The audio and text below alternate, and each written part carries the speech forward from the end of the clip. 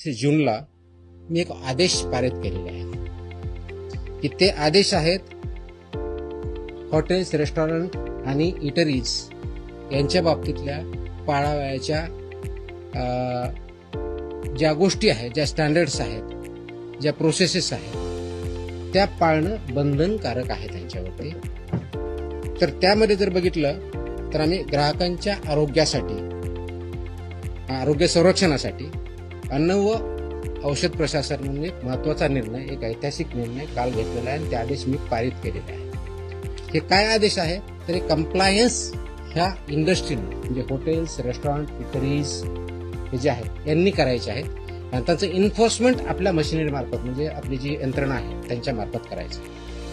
तर हे करण्यासाठी सुरक्षित अन्न, स्वच्छ आस्थापना आणि जबाबदार अन्न व्यवसाय यांच्या बाबतीत आपण काही आदेश पारित केलेले आहेत.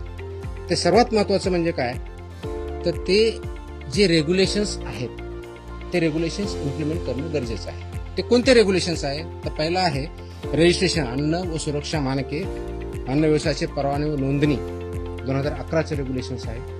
तर याच्या बाबतीत मोस्टली बऱ्यापैकी रजिस्ट्रेशन झालेलं आहे किंवा लायसन्स झालं. रजिस्ट्रेशन म्हणजे ज्यांचा टर्नओव्हर 1.5 कोटीच्या आत आहे तोपर्यंत रजिस्ट्रेशन, त्याच्यावरचे लायसन्सेस असतात. त्याचं इम्प्लिमेंटेशन काही प्रमाणात म्हणजे मोठ्या प्रमाणात झालेलं आहे. पण त्याच्या व्यतिरिक्त अन्न व सुरक्षा मानके, अन्न उत्पादन मानके व अन्न संयोजके हे विनियम 2011 याचं इम्प्लिमेंटेशन होणं गरजेचं आहे. त्याचप्रमाणे अन्न व सुरक्षा मानके, दूषके, विषे व अवशेष हे 2011चे रेग्युलेशन्स आहे, याचं इम्प्लिमेंटेशन होणं गरजेचं आहे. त्याचप्रमाणे अन्न सुरक्षा व मानके, लेबलिंग आणि प्रदर्शन 2020 याचं इम्प्लिमेंटेशन होणं गरजेचं आहे. त्याचप्रमाणे अन्न सुरक्षा व मानके, पॅकेजिंग विनियम 2018 याचं इम्प्लिमेंटेशन होणं गरजेचं आहे.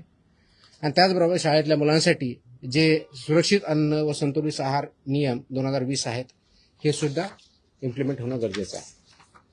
आपल्यासमोर हा प्रश्न असेल की हे मानके होते तर म्हणजे का इम्प्लिमेंट झाले नाहीत किंवा पूर्णपणे होतात की नाही आहे. आतापर्यंत आमचा जो अनुभव आलेला आहे म्हणजे माझ्या अगोदरचाही जे काही रेट झालेले आहेत, सर्च झालेले, सीजर झालेले आहेत, ज्या कंप्लेंट्स आलेल्या आहेत आणि त्याच्या ज्या फाइंडिंग्स आहेत त्या फाइंडिंगमध्ये आम्हाला काय सापडलं आणि त्याच्यात हे उत्तर आहे की हे आदेश म्हणजे पारित केले याची आवश्यकता का भासते.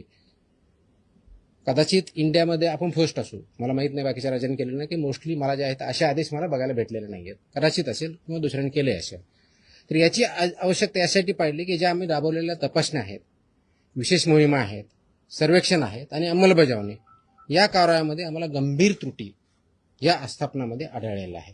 जसे की अस्वच्छ व आरोग्यास अपायकारक परिस्थितीत अन्न तयार करणे, दुसरं वापरलेल्या खाद्यतेलाचा परत पुनर्वापर करणे, वैद्यकीय तपासणी नसलेल्या कर्मचाऱ्यांकडून अन्न पडताळणी करणे, तापमान नियंत्रणातल्या त्रुटी ह्या असणे, कारण तापमान आपण ज्यावेळेस करतो त्याच्यामध्ये काही स्टँडर्ड्स ठरलेले आहेत.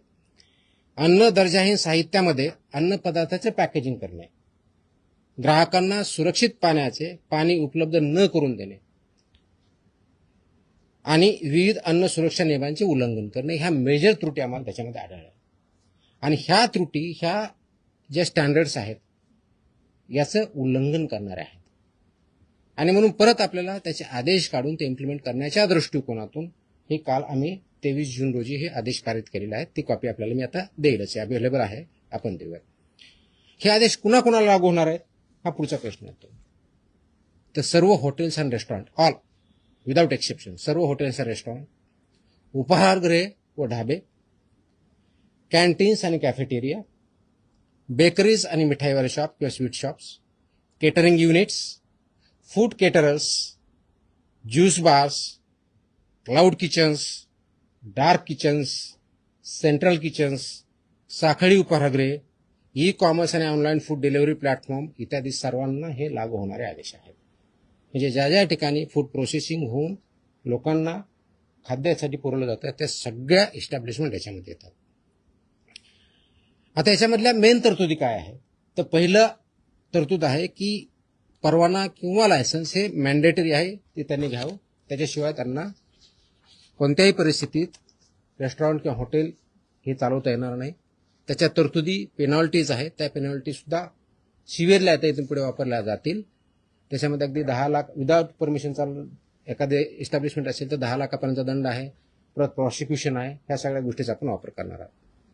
दुसरा जो आहे, स्वच्छता आणि आरोग्य मानकाचे कठोर पालन करणं गरजेचं आहे, ज्यामध्ये शेड्यूल 4 किंवा अनुसूचित 4 हे जे आहे याच्यामध्ये स्वच्छता आणि आरोग्यविषयी मानकांचे काटेकोरपणे पालन करणं गरजेचं आहे. ते थोडक्यात मी डिटेलमध्ये सांगेन. कर्मचाऱ्यांची वैद्यकीय परीक्षा, तपासणी व प्रशिक्षण हे मॅन्डेटरी आहे. कारण जर कर्मचारी किंवा फूड हँडलर जर त्याला काही डिझीज असेल तर तो पास ऑन होऊ शकतो. म्हणून यासाठी मानकं ठरलेलं आहे. तर त्यांचं अॅन्युअल चेकअप झालं पाहिजे. त्याच्या पर्टिक्युलरली कोणत्या कोणत्या टेस्ट झाल्या पाहिजे ते आपण त्याच्यामध्ये मेन्शन केलेलं आहे. त्याचबरोबर सुरक्षित अन्न हाताळण्यासाठी स्पष्ट मानके जे आहेत त्याच्यामध्ये कच्चे व शिजवलेले अन्न वेगवेगळे ठेवणे, फिफो तत्वाचं फर्स्ट इन फर्स्ट आउटचं प्रिन्सिपल पालन करणे, गरम व थंड अन्नासाठी निर्धारित तापमान राखणे, रंगसंकेतिक कापणी फळांचा वापर करणे, परवानाधारक पुरवठादाराकडून कच्चा माल खरेदी करणे.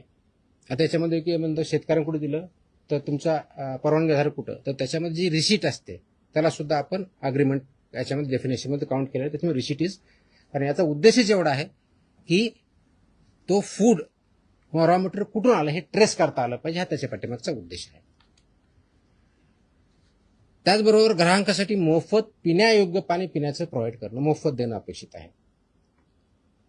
सुरक्षित पिण्याचे पाणी विनामूल्य उपलब्ध करून देणं बंधनकारक आहे. आमच्याकडे पिण्याचं नाही, फक्त बॉटल वॉटर आहे आणि ते पे विकत घ्यावं असं बंधनकारक करता येत नाही. इट विल बी व्हायलेशन आणि अशावरती आम्ही कारवाई करणार आहोत. तसे आम्ही त्याच्यावरती बोर्ड लावा असं मी त्यांना सांगितल्या आदेशामध्ये. त्यांना बोर्ड लावावे लागतील, त्याप्रमाणे करावं लागेल.